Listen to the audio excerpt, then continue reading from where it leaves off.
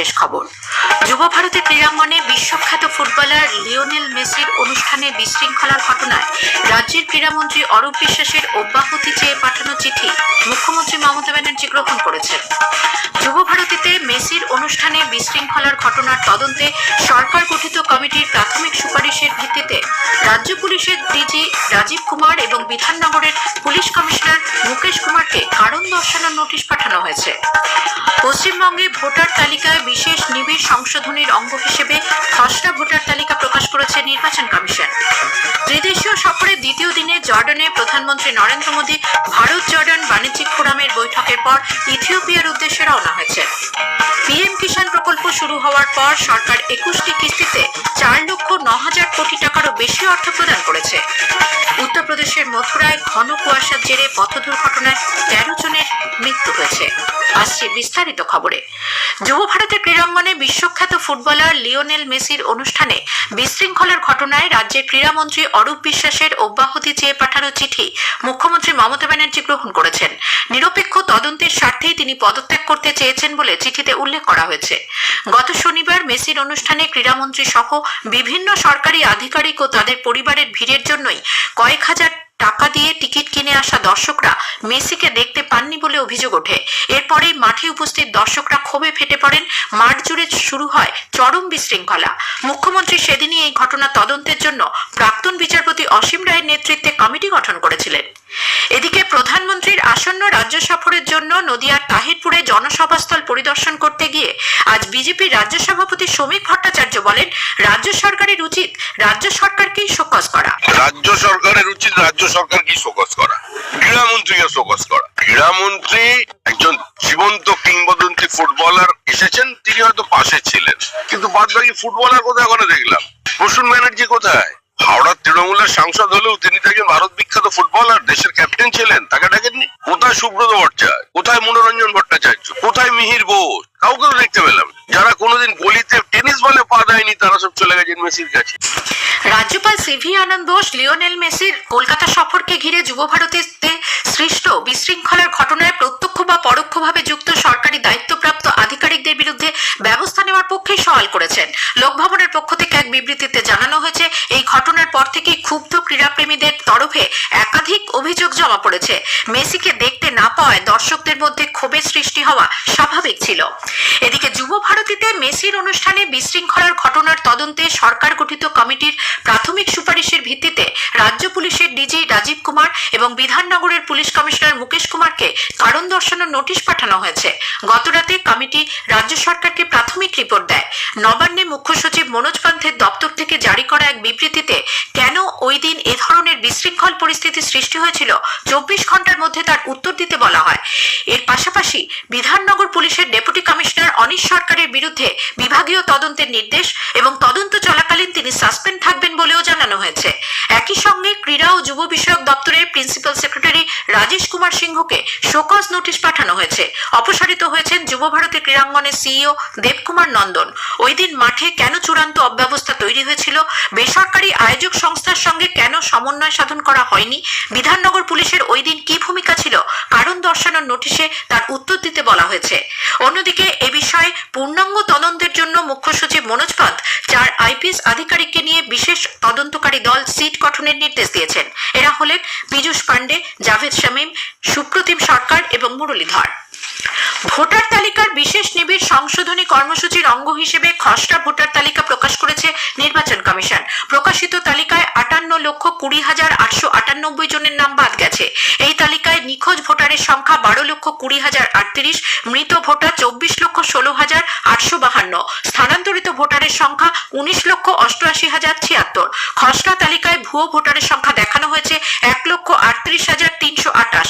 Unmapped ভোটারের সংখ্যাও 30 লক্ষ, অর্থাৎ 2002 সালের ভোটার তালিকার সঙ্গে কোনোভাবে তাদের সংযোগ বের করা যায়নি।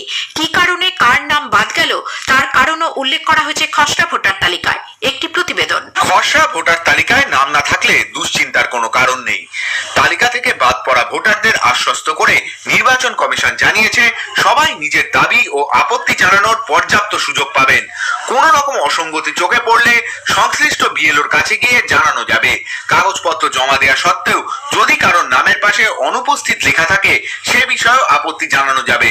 আবার পরিবারের কোনো সদস্য, প্রতিবেশী বা পরিচিত কেউ মারা যাওয়ার পরেও তার নাম যদি তালিকায় থেকে যায়, সেক্ষেত্রেও অভিযোগ জানানো যাবে।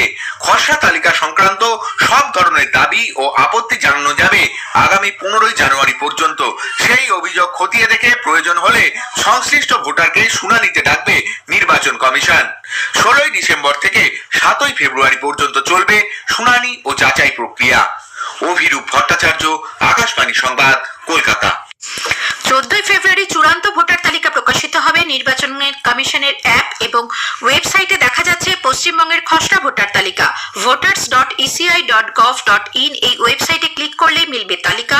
কমিশনের অ্যাপ ইসিআই নেটেও প্রকাশিত খসড়া ভোটার তালিকা। গুগল প্লে স্টোর বা অ্যাপ স্টোর থেকে ডাউনলোড করা যাবে ইসিআই নেট অ্যাপ। খসড়া ভোটার তালিকায় তার নিজের বিধানসভা কেন্দ্র ভবানীপুরে 44,770 জন ভোটারের নাম বাদ পড়ায় তা নিয়ে আলোচনা করতে তৃণমূল কংগ্রেস প্রধান মুখ্যমন্ত্রী মমতা ব্যানার্জি জরুরি বৈঠকে বসেছেন। কালীঘাটে তার বাসভবনে আয়োজিত এই বৈঠকে দলের বুথ লেভেল এজেন্ট, কাউন্সিলররা উপস্থিত রয়েছেন বলে দলীয় সূত্রে জানা গেছে। উল্লেখ্য, এই কেন্দ্রে তার নিজের 207 নম্বর বুথে 127 জন ভোটারের নাম বাদ পড়েছে বলে জানা গেছে। আজ থেকে শুরু হচ্ছে বিশেষ অনুষ্ঠান। আজকের প্রসঙ্গ উন্নয়নমূলক বিভিন্ন সরকারি প্রকল্প এবং সাম্প্রতিক বিভিন্ন বিষয় নিয়ে আমরা আপনাদের কাছে হাজির হব এই অনুষ্ঠান নিয়ে। আকাশবাণী কলকাতার এই বিশেষ অনুষ্ঠান এবার থেকে প্রতি মঙ্গল ও বৃহস্পতিবার রাত 8টা এবং বুধবার রাত 9:30টায় শোনা যাবে গীতাঞ্জলি ও ডিটিএইচ বাংলা পরিষেবায়। আগামীকাল আজকের প্রসঙ্গে শুনবেন বিশেষ আলোচনা ভারত রাশিয়া সম্পর্ক। ডক্টর অনিক চ্যাটার্জির সঙ্গে কথা বলেছেন কল্যাণ লাহা। আকাশবাণী সংবাদ প্রযোজিত অনুষ্ঠানটি আগামীকাল রাত 9:30টায় গীতাঞ্জলি ও ডিটিএইচ বাংলায় শোনা যাবে। দ্বিতীয় তথা শেষ পর্ব শুনবেন 18 ডিসেম্বর রাত 8টায়। এই খবর প্রচারিত হচ্ছে FM গোল্ড প্রচার তরঙ্গে। ত্রিদেশীয় সফরের দ্বিতীয় দিনে জর্ডানে প্রধানমন্ত্রী নরেন্দ্র মোদী আজ ভারত জর্ডান বাণিজ্যিক ফোরামের বৈঠক করেছেন। প্রধানমন্ত্রী বলেছেন, ডিজিটাল পাবলিক ইনফ্রাস্ট্রাকচার ও তথ্য প্রযুক্তি ক্ষেত্রে ভারত জর্ডানকে সব রকম সহায়তা প্রদান করবে। প্রধানমন্ত্রী বলেন, ফিনটেক, স্বাস্থ্য এবং কৃষি ক্ষেত্রে প্রযুক্তিগত সহায়তা বিষয়ে ভবিষ্যতে দুদেশের একযোগে কাজ করার সম্ভাবনা রয়েছে। ত্রিদেশীয় সফরের দ্বিতীয় পর্যায়ে প্রধানমন্ত্রী ইতোমধ্যেই ইথিওপিয়ার উদ্দেশ্যে রওনা হয়েছেন। কিছুক্ষণের মধ্যেই তিনি সেখানকার রাজধানী আদিস আবাবায় পৌঁছবেন। সেদেশের প্রধানমন্ত্রী ডক্টর আবি আহমেদ আলীর সঙ্গে দ্বিপাক্ষিক বৈঠক করবেন শ্রী মোদী। 3 দেশ সফরের চূড়ান্ত পর্যায়ে প্রধানমন্ত্রী এরপর ওমানে যাবেন, সাক্ষাৎ করবেন সুলতান হাইথাম বিন তারিকের সঙ্গে। দুদেশের মধ্যে কূটনৈতিক সম্পর্কের 70 বছর পূর্তিতে প্রধানমন্ত্রীর এই সফর। ভারত ও সংযুক্ত আরব আমিরশাহী ভারত মধ্যপ্রাচ্য ইউরোপ অর্থনৈতিক করিডোর রূপায়ণ এবং দক্ষিণী বিশ্বের জন্য কাজ করার প্রতি তাদের অঙ্গীকার পুনর্ব্যক্ত করেছে। বিদেশমন্ত্রী ডক্টর এস জয়শঙ্কর এবং সংযুক্ত আরব আমিরশাহীর বিদেশমন্ত্রী শেখ আবদুল্লাহ বিন জায়েদ আল নাহিয়ানের বৈঠকের সময় এই বিবৃতি দেওয়া হয়। পিএম কিষাণ প্রকল্প শুরু হওয়ার পর থেকে সরকার 21টি কিস্তিতে 4,09,000 কোটি টাকারও বেশি অর্থ প্রদান করেছে। লোকসভায় প্রশ্নোত্তর পর্বে লিখিত জবাবে কেন্দ্রীয় কৃষিমন্ত্রী শিবরাজ সিং চৌহান বলেন, প্রতিটি যোগ্য কৃষক পরিবার এই প্রকল্পে উপকৃত হচ্ছেন। পিএম কিষাণ প্রকল্পের অধীনে কৃষকদের তালিকাভুক্তির জন্য রাজ্যভিত্তিক কোনো লক্ষ্যমাত্রা নেই এবং কোনো রাজ্যভিত্তিক বাজেট বরাদ্দও নেই। এই প্রকল্পে রাজ্য এবং কেন্দ্রশাসিত অঞ্চলগুলিকে যোগ্য সুবিধাভোগীদের চিহ্নিত ও যাচাই করতে এবং সফলভাবে অর্থ প্রদানের জন্য জমির রেকর্ড, আধার কার্ডের সঙ্গে ব্যাংক অ্যাকাউন্টের সংযোগ এবং কেওয়াইসি সহ যোগ্য কৃষকদের ত্রুটিমুক্ত ডেটা আপলোড করার নির্দেশ দেওয়া হয়েছে। আজ ঐতিহাসিক বিজয় দিবস। রাষ্ট্রপতি দ্রৌপদী মুর্মু, উপরাষ্ট্রপতি সিপি রাধাকৃষ্ণন, প্রধানমন্ত্রী নরেন্দ্র মোদী, স্বরাষ্ট্রমন্ত্রী অমিত শাহ প্রমুখ বিজয় দিবসে যে সমস্ত বীর সেনানী তাদের বীরত্ব এবং আত্মত্যাগের মধ্য দিয়ে ঐতিহাসিক এই বিজয় এনেছিলেন তাদের স্মৃতির প্রতি শ্রদ্ধা জানিয়েছেন। উত্তরপ্রদেশের মথুরায় আজ সকালে ঘন কুয়াশার জেরে বেশ কয়েকটি বাসের সংঘর্ষে 13 জনের মৃত্যু হয়েছে, আহত হয়েছেন 70 জনেরও বেশি। যমুনা এক্সপ্রেসওয়ের ওপর মথুরা বলদেব এলাকায় এই সংঘর্ষের ফলে বেশ কিছু গাড়িতে আগুন ধরে যায়। স্থানীয় থানার পুলিশ এবং উদ্ধারকারী দল দ্রুত ঘটনাস্থলে পৌঁছয়। প্রধানমন্ত্রী নরেন্দ্র মোদী এই মর্মান্তিক প্রাণহানির ঘটনায় গভীর শোক প্রকাশ করেছেন। আহতদের দ্রুত আরোগ্য কামনা করেছেন তিনি। জাতীয় ত্রাণ তহবিল থেকে নিহতদের নিকটাত্মীয়দের পরিবার পিছু 2 লক্ষ টাকা এবং আহতদের প্রত্যেকে 50,000 টাকা আর্থিক সহায়তার কথা ঘোষণা করা হয়েছে।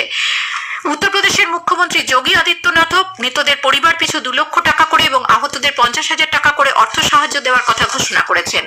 শেষ করার আগে খবরের বিশেষ অংশ আরো একবার। যুব ভারতের ক্রীড়াঙ্গনে বিশ্বখ্যাত ফুটবলার লিওনেল মেসির অনুষ্ঠানে বিশৃঙ্খলার ঘটনায় রাজ্যের ক্রীড়ামন্ত্রী অরূপ বিশ্বাসের অব্যাহতি চেয়ে পাঠানো চিঠি মুখ্যমন্ত্রী মমতা ব্যানার্জি গ্রহণ করেছেন। পশ্চিমবঙ্গে ভোটার তালিকায় বিশেষ নিবিড় সংশোধনীর অঙ্গ হিসেবে খসড়া ভোটার তালিকা প্রকাশ করেছে নির্বাচন কমিশন। খবর পরে এখনকার মতো শেষ হলো। এরপর গ্রামীণ সংবাদ 6:35 মিনিটে।